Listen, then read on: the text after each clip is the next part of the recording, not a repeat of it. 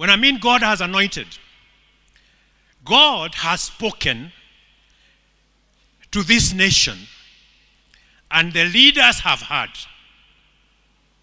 And when they hear, that is equivalent to being anointed to proclaim what God is saying concerning the Lord.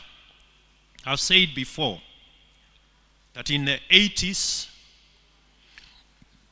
prophets came to this country,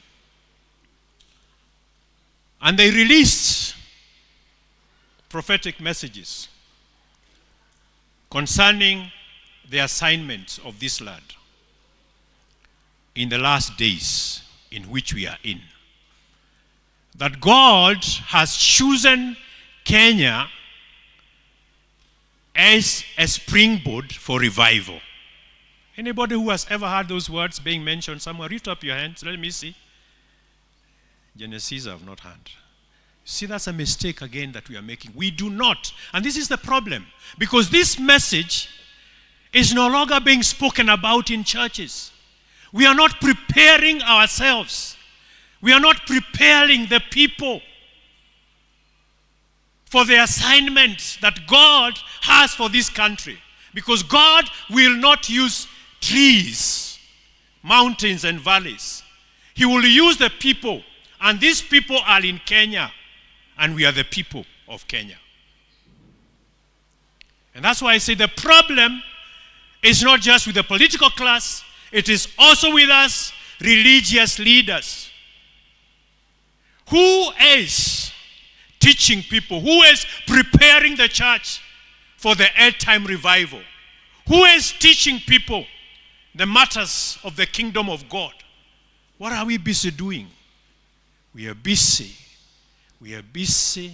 consolidating, bringing together what we call our labor, our gains, our denominations, protecting our congregations so that we don't lose them because we value them for what they give to us. Tithes and offerings and gifts have become more important than spreading the gospel of Christ. Shame on us, pastors, bishops, prophets, apostles. And I'm informed that we have more bishops, Mama Mwai, and apostles than churches in Kenya. An apostle that everyone, calls himself those titles. Do you know what they mean? They carry responsibilities. How can you be an apostle who is not expanding the kingdom of God? How can you be an apostle who is not opening churches all over this country? How can you be an apostle who has never been to Garissa to proclaim the gospel of Christ? How can you be an apostle who does not even know where Madeira is?